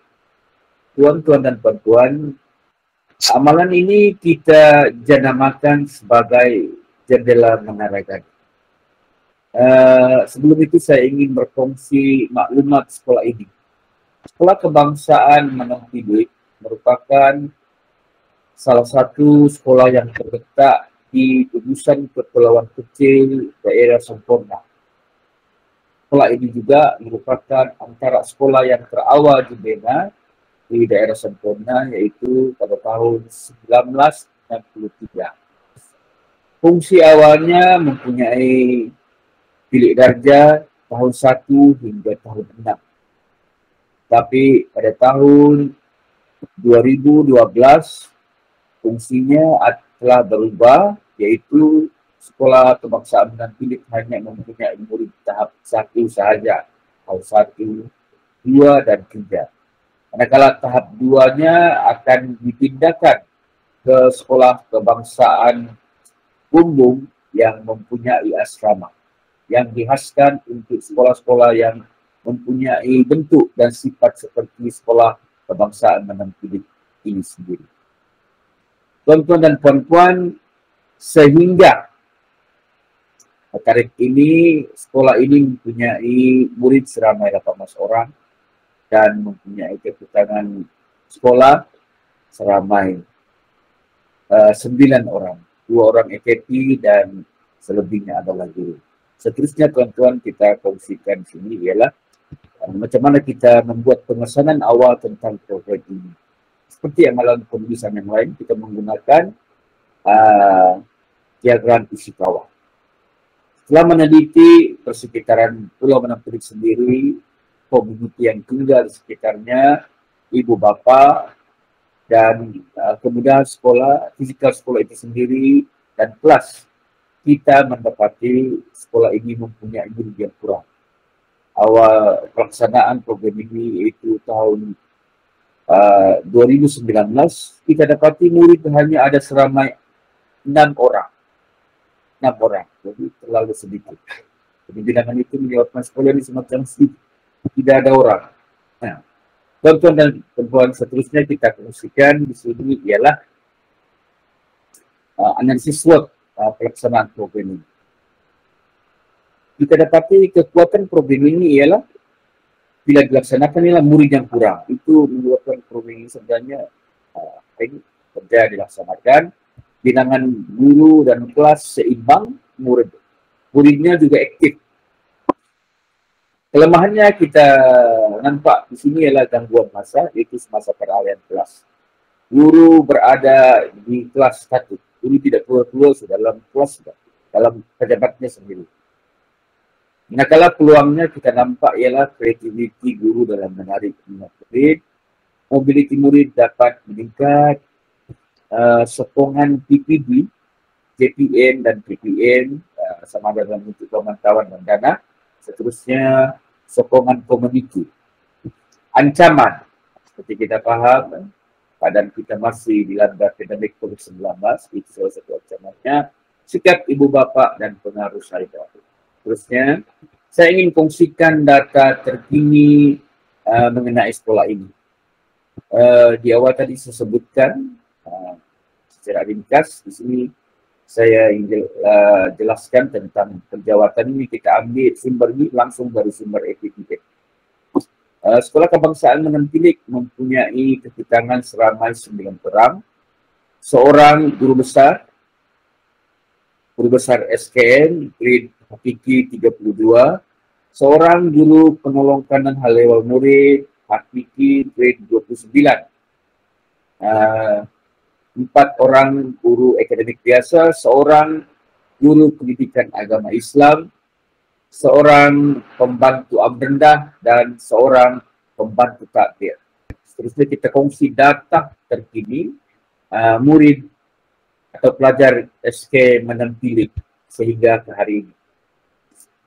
Seperti yang dipaparkan, kita ada sekarang ini ada 4 kelas ya, seperti saya cakap tadi, ada sudah bermula tahap 2-nya itu tahun 4. InsyaAllah tahun 2022 dan 2023 SK Manampilik akan mempunyai murid tahun 5 dan tahun 6, insyaAllah. Tuan-tuan dan puan-puan, saya ingin kongsi data ini. Sebenarnya ini menggambarkan kejayaan awal yang kita boleh paparkan dengan pelaksanaan program ini. Itu dari segi jumlah murid. Jumlah murid, kalau kita bandingkan 2019 itu sendiri ada 8 bilangan murid, tetapi pada 2021 telah bertambah kepada 18 di bilangan pelajar ataupun murid sekolah ini.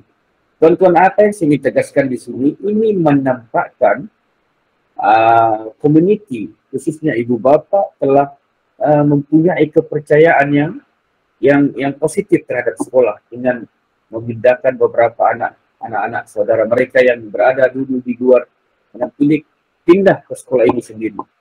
Itu yang saya boleh gambarkan awal. Seterusnya,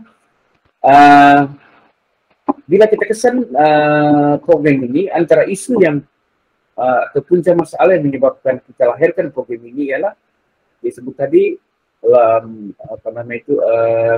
analisis SWOT, kurang murid, jumlah guru dan kelas seimbang, guru memerlukan kreativiti dalam menarik minat murid belajar, murid bosan berada dalam kelas yang sama, kehadiran guru. Oke tuan-tuan, saya ingin ini bercerita sedikit tentang yang program Jendela Menara Gading. Apa dia sebenarnya program Jendela Menara Gading? Jendela Menara Gading merupakan satu program yang menjadikan kelas tinggi darjah sebagai satu tempat multifunction yang boleh memberikan manfaat kepada guru dan murid khususnya.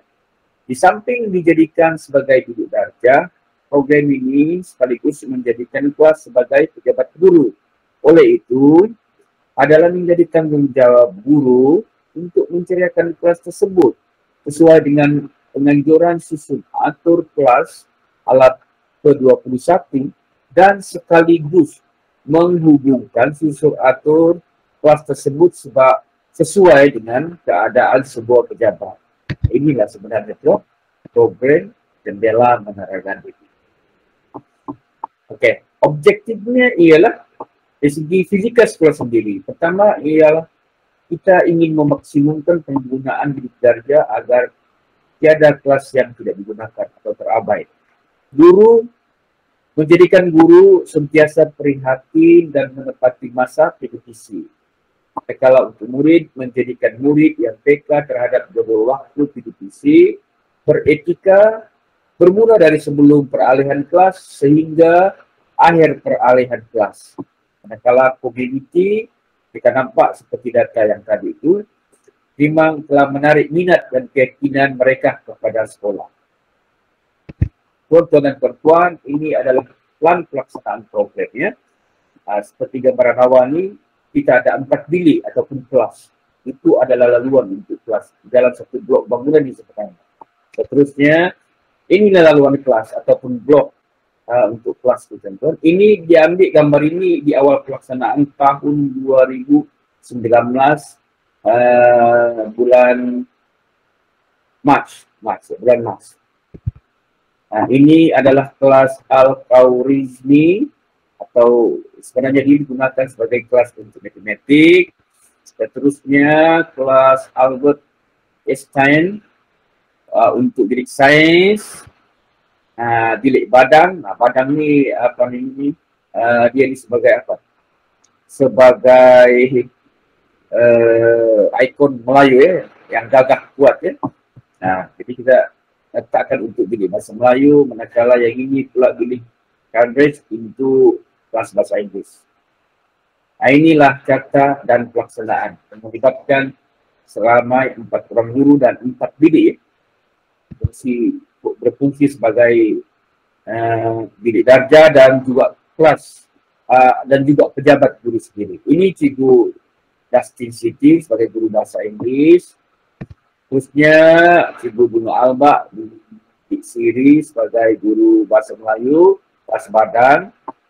Ini Cikgu Alibaba bin Haji Hamzah sebagai guru sains, manakala yang ini pula ya Cikgu Muhammad bin Ulah sebagai guru matematik. Tuan-tuan, inilah gambar lantai sekolah.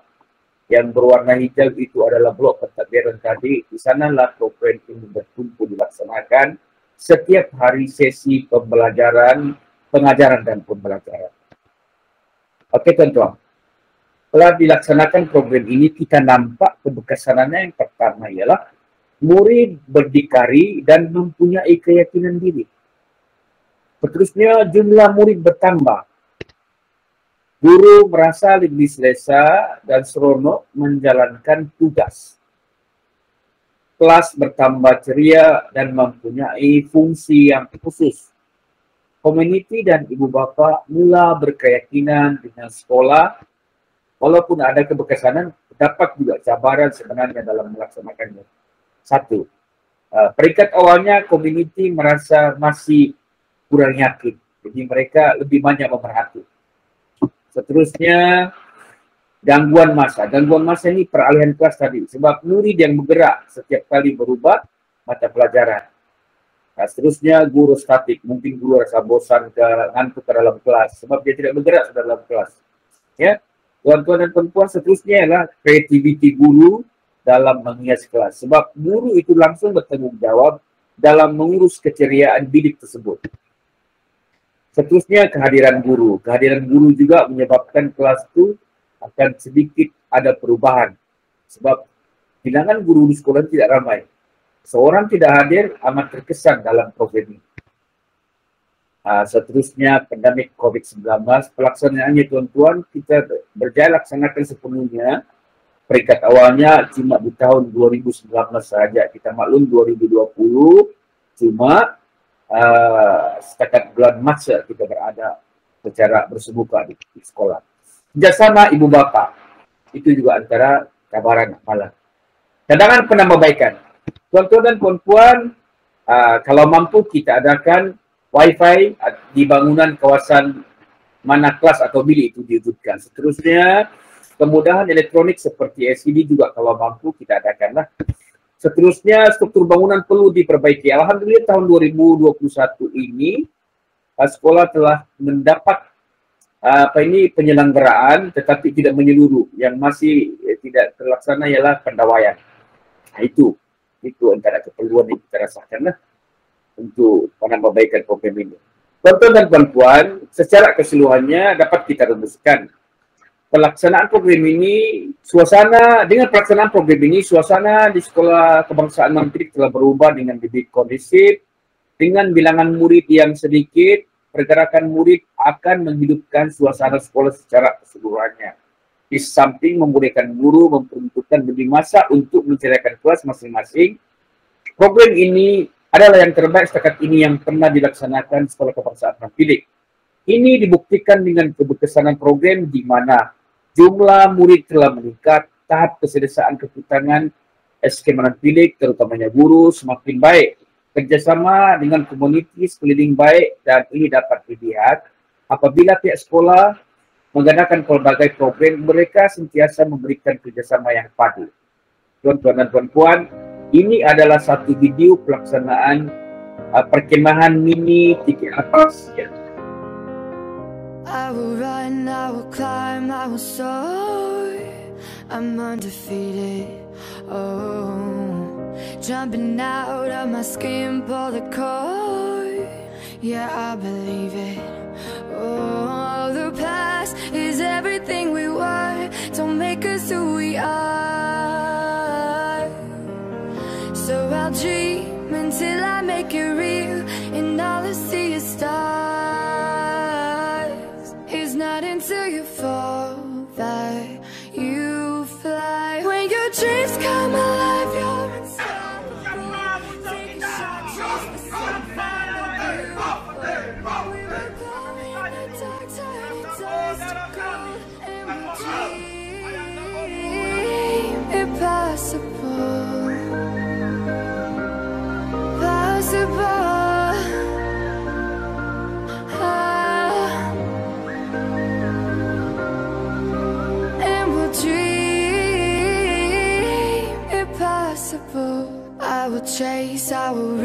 I will fly until I'm breaking out my cage like a bird in the night. I know I'm changing it into something big, better than before. And if it takes 1,000 lives, then it's worth fighting.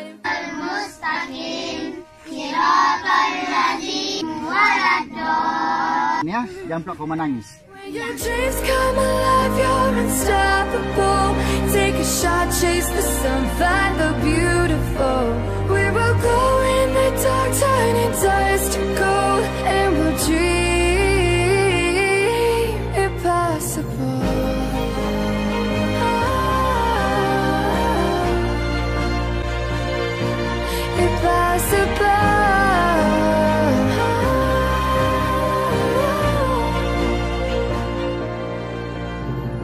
From the bottom to the top, we're sparking wild fast, never quit and never stop.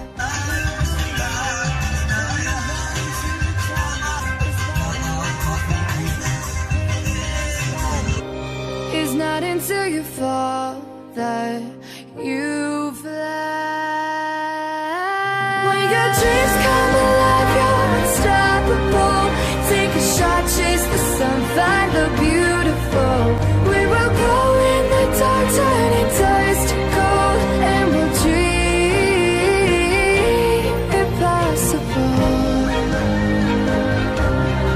Possible.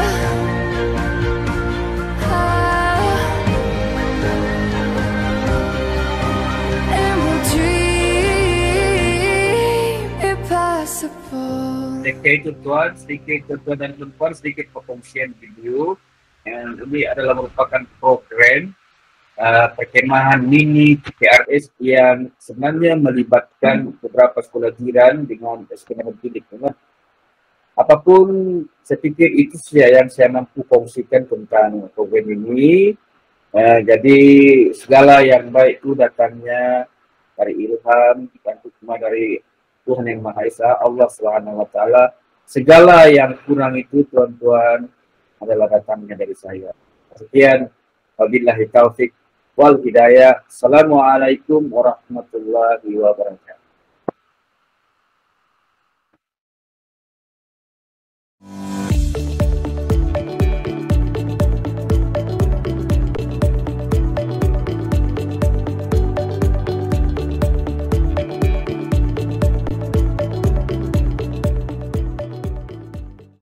Assalamualaikum, salam sejahtera. Salam Sabah hebat, katakan tidak kepada nombor 16, kata iya kepada 10 terbaik. Tuan-tuan dan puan-puan yang saya hormati, saya Hajah Siti Suryati binti Lau Abdullah, Guru Besar SK Singgamanis Kinabatangan. Tajuk pembentangan yang akan saya kongsikan pada hari ini, pembudayaan meningkatkan kesedaran di kalangan guru-guru baharu dalam penyediaan dan penghantaran RPH menggunakan kaedah ekologis. Makan roti di siang hari, malam-malam makan regenang.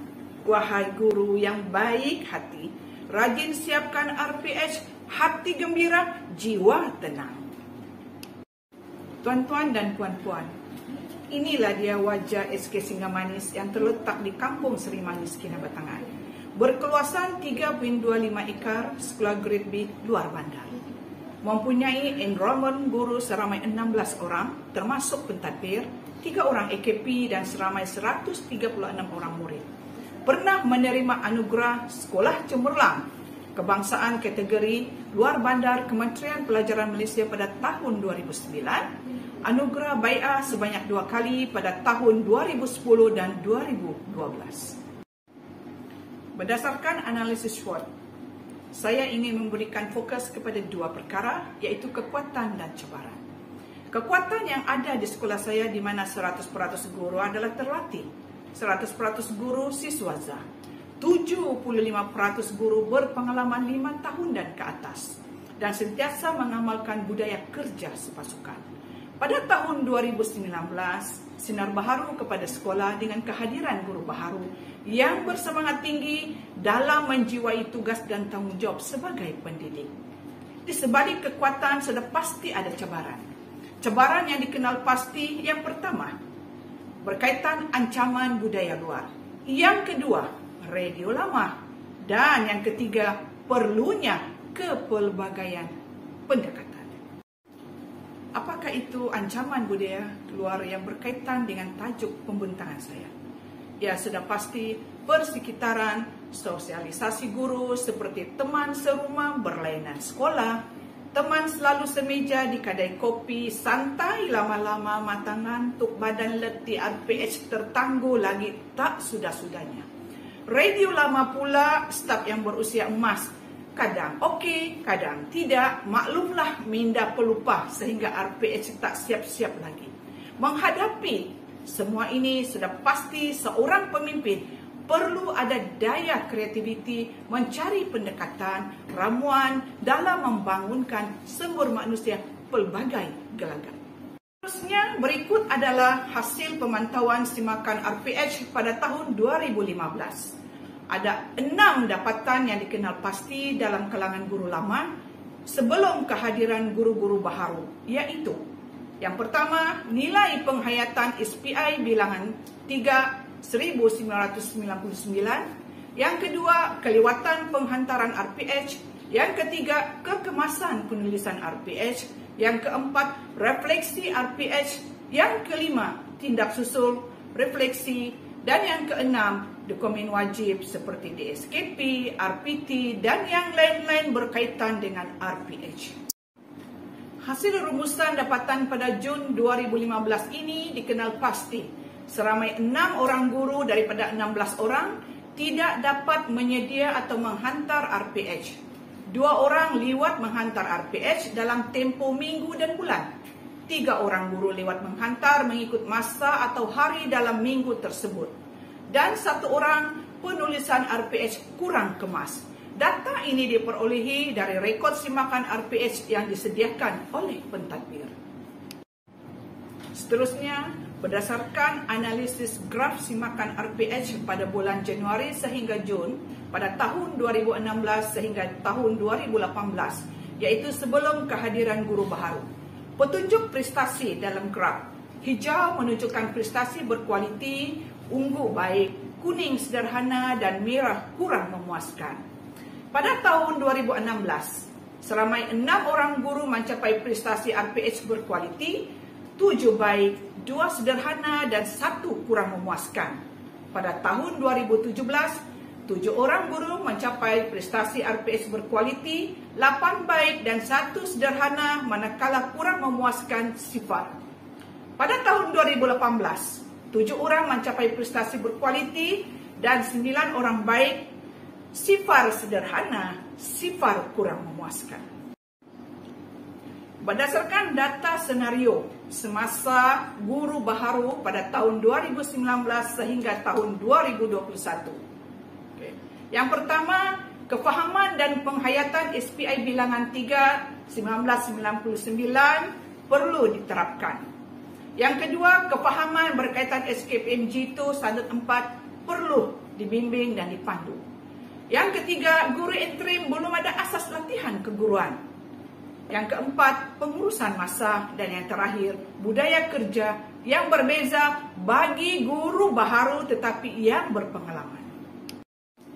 3 isu dan punca yang dikenal pasti, yaitu yang pertama dari segi masa, ketidaktepatan masa menghantar RPH.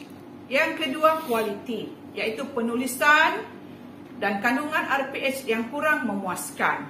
Ketiga, kemanjadian murid, impak kepada kemanjadian murid, prestasi kurang memuaskan.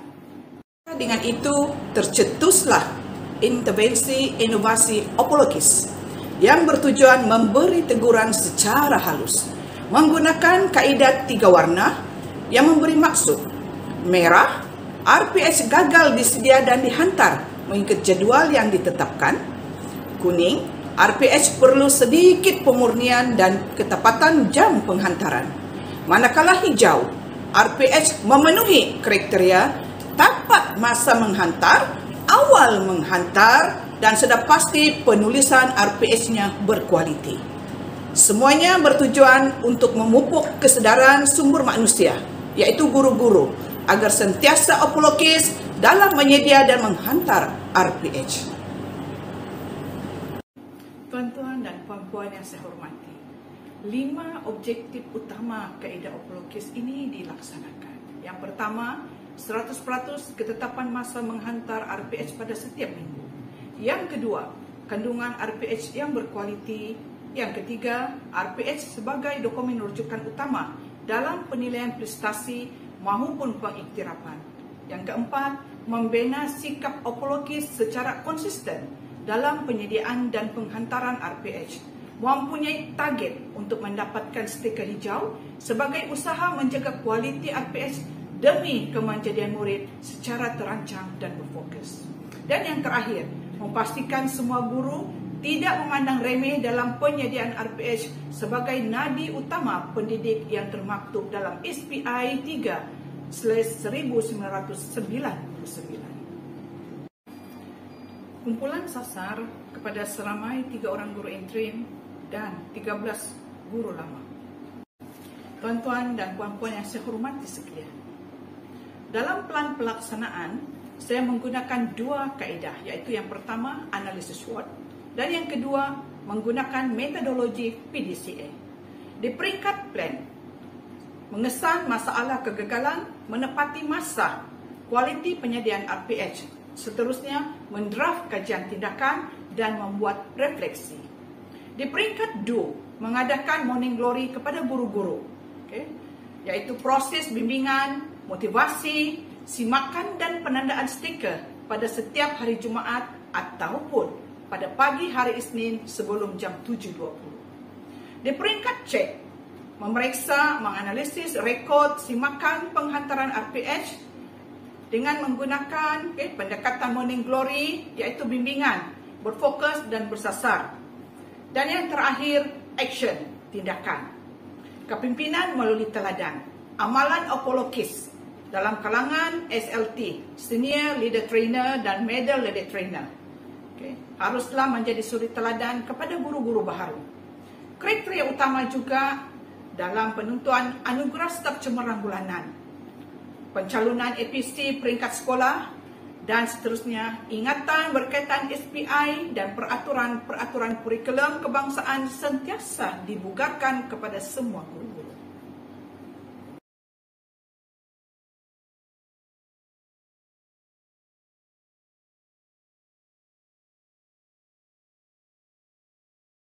Impak keberkesanan dengan pembudayaan kaedah apologis traffic light ini didapati peningkatan kesedaran dalam kalangan guru baharu dan guru lama untuk mencapai stiker hijau. Selain kepahaman yang jelas berkaitan SKPMG itu standard 4, pentingnya RPH dalam penilaian PBP menjadi rujukan pencapaian prestasi murid dalam pentafsiran bilik darjah dan ujian alternatif. Seterusnya, Middle Leader Trainer dalam kalangan ketua-ketua panitia berupaya menjadi mentor kepada guru-guru baharu secara berkesan. Seterusnya, mari kita lihat analisis graf tempo perkhidmatan guru-guru SK Singgamanis pada tahun 2019 sehingga 2021 dan saya memberi fokus kepada penempatan guru-guru baharu. Pada tahun 2019, seramai 3 orang guru interim dan 1 orang guru baharu tetapi berpengalaman ditempatkan di SK Singgamanis. Pada tahun 2020, seramai 3 orang guru interim dan 2 orang guru baharu berpengalaman, dan yang terkini, tahun 2021, 3 orang guru interim hadir dalam keluarga SK Singgamanis. Daripada analisis graf tempo perkhidmatan tadi, kita lihat pula perkaitannya dengan analisis buku rekod simakan penghantaran RPH guru-guru yang diambil pada bulan Jun dan Julai pada tahun 2019 sehingga pada tahun 2021. Data ini diambil pada bulan Jun dan Julai di mana penempatan guru interim bermula. graf warna biru muda menunjukkan prestasi berkualiti, biru muda baik, dan orange menunjukkan prestasi sederhana.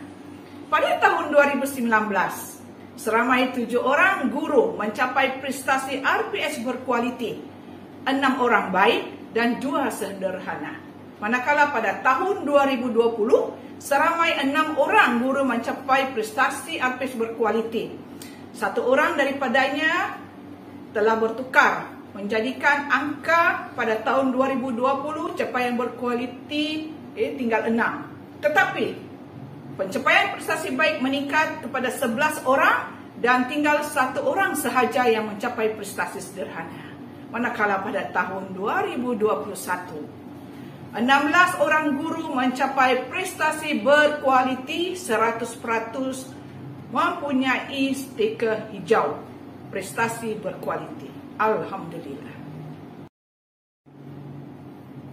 Berdasarkan data dalam graf tadi, pencapaian prestasi sederhana pada tahun 2019 dan pada tahun 2020 disebabkan kualiti penulisan yang kurang kemas sahaja dalam kalangan guru baharu yang terus dibimbing melalui coaching and mentoring oleh kumpulan senior leader trainer dan juga middle leader trainer.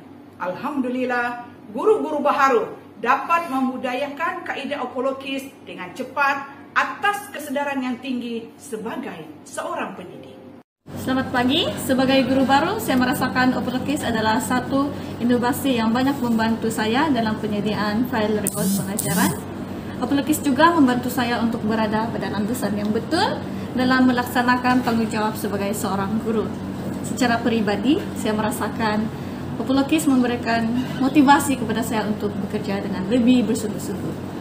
Saya rasa apologis boleh memberikan impak yang sangat besar kepada prestasi guru-guru dengan tugas mereka dan wajar untuk diimplementasikan dalam file rekod pengajaran.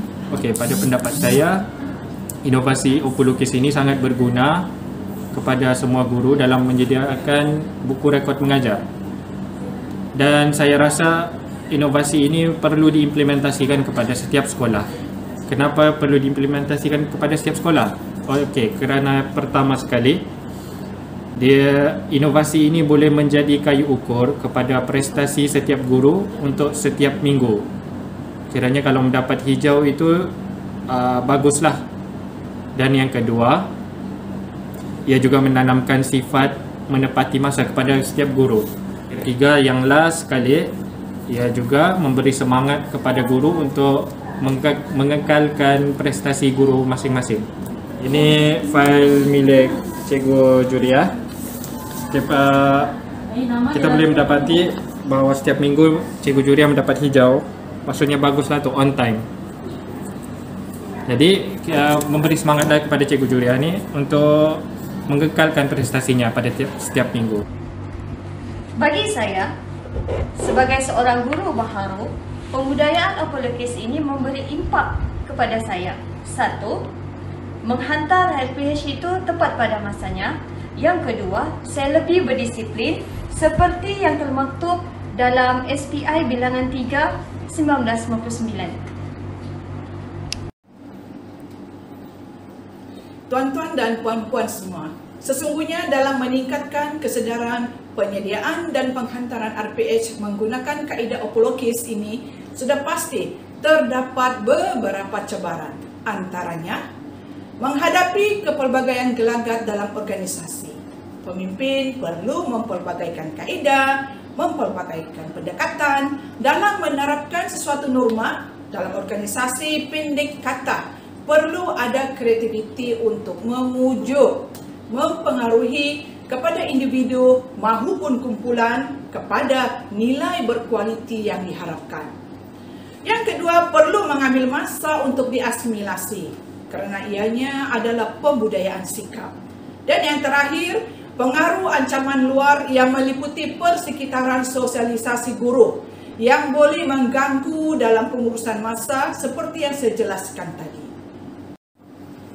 Untuk cadangan penambahbaikan adalah diharapkan kaedah traffic light apologis ini dapat diteruskan pembudayaannya oleh barisan pentadbir SLT dan MLT untuk mementorkan kepada guru-guru baharu dan pembugaran kepada guru lama dalam pastikan kesedaran pentingnya mematuhi SPI bilangan 3 1999 dibudayakan secara konsisten demi kepentingan kemanjadian murid selain dapat diaplikasi di sekolah lain dan menjadi rujukan dalam penilaian prestasi guru serta keperluan dalam coaching and mentoring.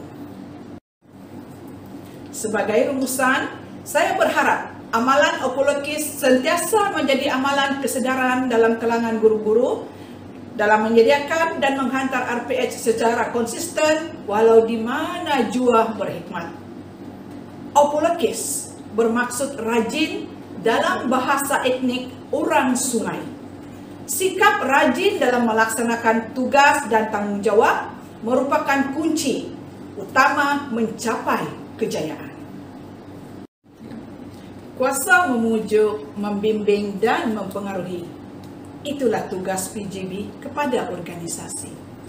Pemimpin berimpak tinggi, sumber manusia berkualiti, murid terinspirasi, kejayaan diraih.